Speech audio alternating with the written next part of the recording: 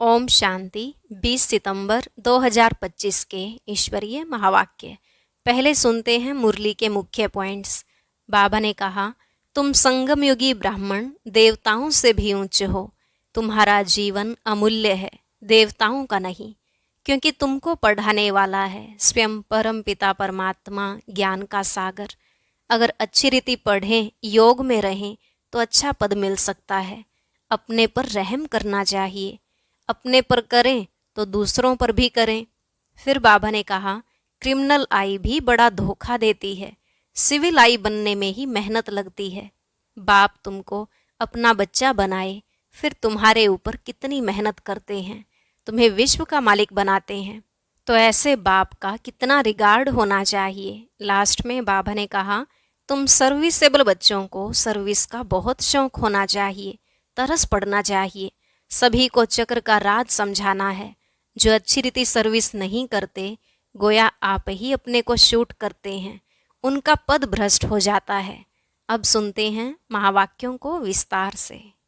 बाबा ने कहा, मीठे बच्चे, बाप आए हैं तुम पुराने भक्तों को भक्ति का फल देने। भक्ति का फल है ज्ञान, जिससे ही तुम्हारी सद्गति होती है। प्रश्न, कई बच्चे चलते चलते तकदीर को आप ही शूट करते हैं, कैसे? उत्तर, अगर बाप का बनकर सर्विस नहीं करते, अपने पर और दूसरों पर रहम नहीं करते, तो वह अपनी तकदीर को शूट करते हैं, अर्थात पद भ्रष्ट हो जाते हैं। अच्छी रीति पढ़ें, योग में रहें तो पद भी अच्छा मिले। सर्विसेबल बच्चों को तो सर्विस का बहुत शौक होना चाहिए। गीत, कौन आया सवेरे सवेरे। ओम शांति।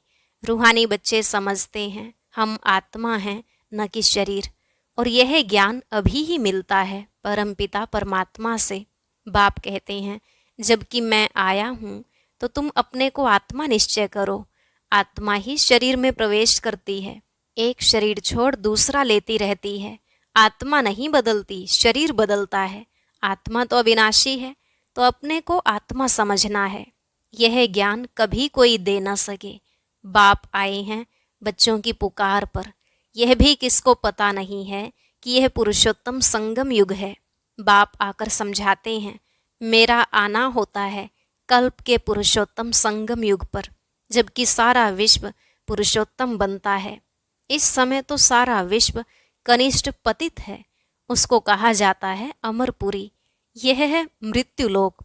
मृत्युलोक में आसुरी गुण वाले मनुष्य होते हैं, अमर लोक में दैवी गुण वाले मनुष्य हैं, इसलिए उनको देवता कहा जाता है। यहाँ भी अच्छे स्वभाव वाले को कहा जाता है, यह तो जैसे देवता है।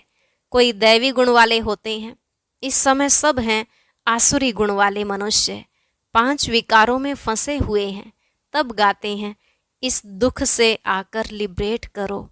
कोई एक सीता को नहीं छुड़ाया। बाबा ने समझाया है, भक्ति को सीता कहा जाता, भगवान को राम कहा जाता, जो भक्तों को फल देने आता है। इस बेहद के रावण राज्य में सारी दुनिया फंसी हुई है, उन्हों को लिबरेट कर राम राज्य में ले जाते हैं। रघुपति राघव राजा राम की बात नहीं, वह तो त्रेता के राजा थे। अभी तो सभी आत्माएं तमो प्रधान जड़जड़ी भूत अवस्था में हैं। सीढ़ी उतरते उतरते नीचे आ गए हैं, पूज्य से पुजारी बन गए हैं।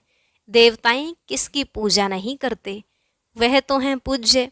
फिर वह जब वैश्य शूद्र बनते हैं तो पूजा शुरू होती है। वाम मार्ग में आने से पुजारी बनते हैं। पुजारी देवताओं के चित्रों के आगे नमन करते हैं। इस समय कोई एक भी पूज्य हो नहीं सकता। ऊंचते ऊंच भगवान पूज्य, फिर है सतयुगी देवताएं पूज्य। इस समय तो सब पुजारी हैं। पहले पहले शिव की पूजा होती है, वह है अव्यभिचारी पूजा। वह सतो प्रधान, फिर सतो, फिर देवताओं से भी उतरकर जल की, मनुष्यों की, पक्षियों आदि की पूजा करने लग पड़ते। दिन प्रतिदिन अनेकों की पूजा होने लगती है। आजकल रिलीजियस कॉन्फ्रेंस भी बहुत होती रहती हैं, कभी आदि सनातन धर्म वालों की, कभी जैनियों की, कभी आर्य समाजियों की। बहुतों को बुलाते हैं, क्योंकि हर एक अपने धर्म को तो ऊंचा समझते हैं ना। हर एक धर्म में कोई न कोई विशेष गुण होने के कारण वह अपने को बड़ा समझते हैं। जैनियों में भी किस्म किस्म के होते हैं, 5-7 वैरायटी होंगी। उनमें फिर कोई निर्वस्त्र भी रहते हैं, लेकिन अर्थ नहीं समझते हैं। भगवानुवाच है, अशरीरी आए थे, फिर अशरीरी बनकर जाना है। वह फिर निर्वस्त्र बन जाते हैं, भगवानुवाच के अर्थ को नहीं समझते हैं। बाप कहते हैं, तुम आत्माएं यहाँ यह शरीर धारण कर पार्ट बजाने आई हो, फिर वापिस जाना है। इन बातों को तुम बच्चे समझते हो। आत्मा ही पार्ट बजाने आती है, झाड़ वृद्धि को पाता रहता है।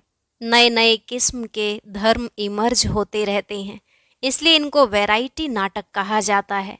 वैरायटी धर्मों का झाड़ है, हर एक की अनेक ब्रांचेज निकलती हैं। मोहम्मद तो बाद में आए हैं, पहले हैं इस्लामी। मुसलमानों की संख्या बहुत है। अफ्रीका में कितने साहूकार हैं, सोने हीरों की खानियां हैं। जहाँ बहुत धन देखते हैं तो उस पर चढ़ाई कर धनवान बनते हैं। क्रिश्चियन लोग भी कितने धनवान बने हैं। भारत में भी धन है, परंतु गुप्त। सोना आदि कितना पकड़ते रहते हैं। अब दिगंबर जैन सभा वाले कॉन्फ्रेंस आदि करते रहते हैं, क्योंकि हर एक अपने को बड़ा समझते हैं ना। यह इतने धर्म सब बढ़ते रहते हैं, कभी विनाश भी होना है, कुछ भी समझते नहीं। सब धर्मों में ऊंच तो तुम्हारा ब्राह्मण धर्म ही है, जिसका किसको पता नहीं है। कलयुगी ब्राह्मण भी बहुत हैं, परंतु वह हैं कुख वंशावली ब्राह्मण। प्रजापिता ब्रह्मा के मुख वंशावली ब्राह्मण, वह तो सब भाई बहन होने चाहिए। अगर वह अपने को ब्रह्मा की औलाद कहते हैं तो भाई बहन ही ठहरे, फिर शादी भी कर न सके। सिद्ध होता है वह ब्राह्मण ब्रह्मा के मुख वंशावली नहीं है, सिर्फ नाम रख देते हैं। वास्तव में देवताओं से भी उच्च ब्राह्मणों को कहेंगे, चोटी है ना। यह ब्राह्मण ही मनुष्यों को देवता बनाते हैं। पढ़ाने वाला है परम पिता परमात्मा, स्वयं ज्ञान का सागर। यह किसको भी पता नहीं है। बाप के पास आकर ब्राह्मण बनकर फिर भी कल शूद्र बन पड़ते हैं। पुराने संस्कार पलटने में बड़ी मेहनत लगती है। अपने को आत्मा निश्चय कर बाप से वर्षा लेना है। रूहानी बाप से रूहानी बच्चे ही वर्षा लेंगे। बाप को याद करने में ही माया विघन डालती है। बाप कहते, हथ कार्डे दिल यार्डे। यह है बहुत सहज, जैसे आशिक माशूक होते हैं जो एक दो को देखने बिगर रह न सके। बाबा तो माशूक ही है। आशिक सब बच्चे हैं जो बाप को याद करते रहते हैं। एक बाप ही है जो कभी किसी पर आशिक नहीं होता है, क्योंकि उनसे ऊंच तो कोई है नहीं। बाकी हाँ, बच्चों की महिमा करते हैं। तुम भक्ति मार्ग से लेकर मुझ माशूक के सब आशिक हो। बुलाते भी हो कि आकर दुख से लिबरेट कर पावन बनाओ। तुम सब हो ब्राइड्स, मैं हूँ ब्राइड ग्रूम। तुम सब आसुरी जेल में फंसे हुए हो, मैं आकर छुड़ाता हूँ। यहाँ मेहनत बहुत है। क्रिमिनल आई धोखा देती है, सिविल आई बनने में मेहनत लगती है। देवताओं के कितने अच्छे कैरेक्टर्स हैं। अब ऐसा देवता बनाने वाला जरूर चाहिए ना। कॉन्फ्रेंस में टॉपिक रखी है, मानव जीवन में धर्म की आवश्यकता। ड्रामा को न जानने के कारण मूंझे हुए हैं, तुम्हारे सिवाय कोई समझा ना सके। क्रिश्चियन अथवा बोधि आदि को यह थोड़े ही मालूम है कि क्राइस्ट बुद्ध आदि फिर कब आएंगे। तुम झट हिसाब किताब बता सकते हो तो समझाना चाहिए। धर्म की तो आवश्यकता है ना। पहले पहले कौन सा धर्म था, फिर कौन से धर्म आए हैं। अपने धर्म वाले भी पूरा समझते नहीं हैं। योग नहीं लगाते, योग बिगर ताकत नहीं आती, जोहर नहीं भरता। बाप को ही ऑल माइटी अथॉरिटी कहा जाता है। तुम कितना ऑल माइटी बनते हो, विश्व के मालिक बन जाते हो। तुम्हारे राज्य को कोई छीन न सके। उस समय और कोई खंड होते नहीं, अभी तो कितने खंड हैं। यह सृष्टि चक्र कैसे फिरता है। 5000 वर्ष का यह चक्र है, बाकी सृष्टि लंबी कितनी है वह थोड़े ही माप कर सकते। धरती का करके माप कर सकते हैं, सागर का तो कर ना सके। आकाश और सागर का अंत कोई पा ना सके। तो समझाना है धर्म की आवश्यकता क्यों है। सारा चक्र बना ही है धर्मों पर। यह है ही वैरायटी धर्मों का झाड़। यह झाड़ है अंधों के आगे आईना। तुम अभी बाहर सर्विस पर निकले हो, आहिस्ते आहिस्ते तुम्हारी वृद्धि होती जाती है। तूफान लगने से बहुत पत्ते गिरते भी हैं ना। और धर्मों में तूफान लगने की बात नहीं रहती, उनको तो ऊपर से आना ही है। यहाँ तुम्हारी स्थापना बड़ी वंडरफुल है। पहले पहले वाले भगत जो हैं उनको ही आकर भगवान को फल देना है, अपने घर ले जाने का। बुलाते भी हैं, हम आत्माओं को अपने घर ले जाओ। यह किसको पता नहीं है कि बाप स्वर्ग का भी राज्य भाग्य देते हैं। सन्यासी लोग तो सुख को मानते ही नहीं, वो चाहते हैं मोक्ष हो।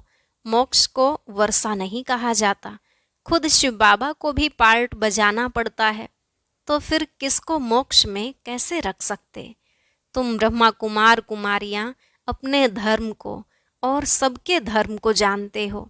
तुमको तरस पड़ना चाहिए, चक्र का राज समझाना चाहिए। बोलो, तुम्हारे धर्म स्थापक फिर अपने समय पर आएंगे। समझाने वाला भी होशियार चाहिए। तुम समझा सकते हो कि हरेक को सतो प्रधान से सतो रजो तमो में आना ही है। अभी है रावण राज्य, तुम्हारी है सच्ची गीता जो बाप सुनाते हैं। भगवान निराकार को ही कहा जाता है। आत्मा निराकार गॉड फादर को बुलाती है। वहां तुम आत्माएं रहती हो, तुमको परमात्मा थोड़े ही कहेंगे। परमात्मा तो एक ही है, ऊंचते ऊंच भगवान। फिर सब हैं आत्माएं बच्चे। सर्व का सदगति दाता एक है।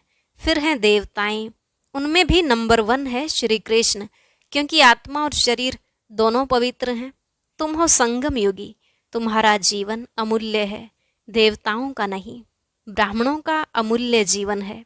बाप तुमको बच्चा बनाए, फिर तुम्हारे पर कितनी मेहनत करते हैं। देवताएं थोड़े ही इतनी मेहनत करेंगे। वह पढ़ाने लिए बच्चों को स्कूल भेज देंगे। यहाँ बाप बैठ तुमको पढ़ाते हैं। वह बाप टीचर गुरु तीनों हैं, तो कितना रिगार्ड होना चाहिए। सर्विसेबल बच्चों को सर्विस का बहुत शौक होना चाहिए।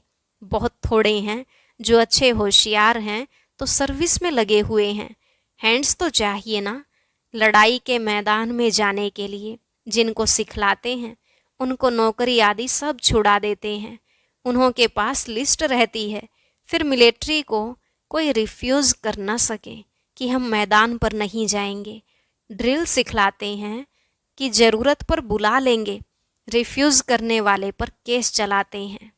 यहाँ तो वह बात नहीं है। यहाँ फिर जो अच्छी रीति सर्विस नहीं करते हैं तो पद भ्रष्ट हो जाता है। सर्विस नहीं करते गोया आप ही अपने को शूट करते हैं, पद भ्रष्ट हो जाता है।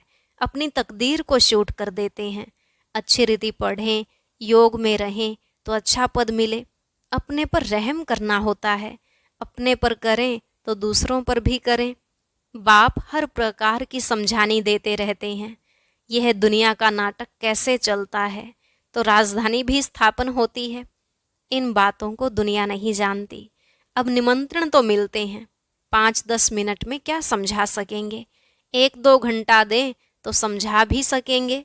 ड्रामा को तो बिल्कुल जानते नहीं। पॉइंट्स अच्छी अच्छी जहाँ तहाँ लिख देनी चाहिए, परंतु बच्चे भूल जाते हैं। बाप क्रिएटर भी है, तुम बच्चों को क्रिएट करते हैं, अपना बनाया है। डायरेक्टर बन डायरेक्शन भी देते हैं, श्रीमत देते और फिर एक्ट भी करते हैं, ज्ञान सुनाते हैं। यह भी उनकी ऊंचते ऊंच एक्ट है ना। ड्रामा के क्रिएटर, डायरेक्टर और मुख्य एक्टर को न जाना तो क्या ठहरे। अच्छा, मीठे मीठे सिकिलधे बच्चों प्रति माता पिता बाप दादा का याद प्यार और गुड मॉर्निंग। रूहानी बाप की रूहानी बच्चों को नमस्ते। रूहानी बच्चों की रूहानी बाप दादा को नमस्ते नमस्ते, गुड मॉर्निंग, शुक्रिया बाबा शुक्रिया। धारणा के लिए मुख्य सार। पहला पॉइंट, इस अमूल्य जीवन में पढ़ाने वाले टीचर का बहुत बहुत रिगार्ड रखना है। पढ़ाई में अच्छा होशियार बन सर्विस में लगना है। अपने ऊपर आप ही रहम करना है। दूसरा, अपने आप को सुधारने के लिए सिविलाइज्ड बनना है। अपने कैरेक्टर सुधारने हैं। मनुष्यों को देवता बनाने की सेवा करनी है। वरदान, रूहानी ड्रिल के अभ्यास द्वारा फाइनल पेपर में पास होने वाले सदा शक्तिशाली भव। रूहानी ड्रिल के अभ्यास द्वारा फाइनल पेपर में पास होने वाले सदा शक्तिशाली भव। बाबा ने कहा, जैसे वर्तमान समय के प्रमाण शरीर के लिए सर्व बीमारियों का इलाज एक्सरसाइज सिखाते हैं, ऐसे आत्मा को सदा शक्तिशाली बनाने के लिए रूहानी एक्सरसाइज का अभ्यास चाहिए। चारों ओर कितना भी हलचल का वातावरण हो, लेकिन आवाज में रहते आवाज से परे स्थिति का अभ्यास करो। मन को जहाँ और जितना समय स्थित करने चाहो उतना समय वहाँ स्थित कर लो, तब शक्तिशाली बन फाइनल पेपर में पास हो सकेंगे। स्लोगन: अपने विकारी स्वभाव, संस्कार व कर्म को समर्पण कर देना ही समर्पित होना है। अपने विकारी स्वभाव, संस्कार व कर्म को समर्पण कर देना ही समर्पित होना है। अव्यक्त इशारे: अब लगन की अग्नि को प्रज्वलित कर योग को ज्वाला रूप बनाओ। जब तक आपकी याद ज्वाला रूप नहीं बनी है, तब तक यह विनाश की ज्वाला भी संपूर्ण ज्वाला रूप नहीं लेती है। यह भड़कती है, फिर शीतल हो जाती है, क्योंकि ज्वाला मूर्त और प्रेरक आधार मूर्त आत्माएं अभी स्वयं ही सदा ज्वाला रूप नहीं बनी हैं। अब ज्वाला रूप बनने का दृढ़ संकल्प लो और संगठित रूप में मन बुद्धि की एकाग्रता द्वारा पावरफुल योग के वाइब्रेशन चारों ओर फैलाओ। ओम शांति। अब सुनते हैं आज का अव्यक्त ज्ञान मोती। इसके लिए ऊपर दिए गए बॉक्स पर क्लिक करें।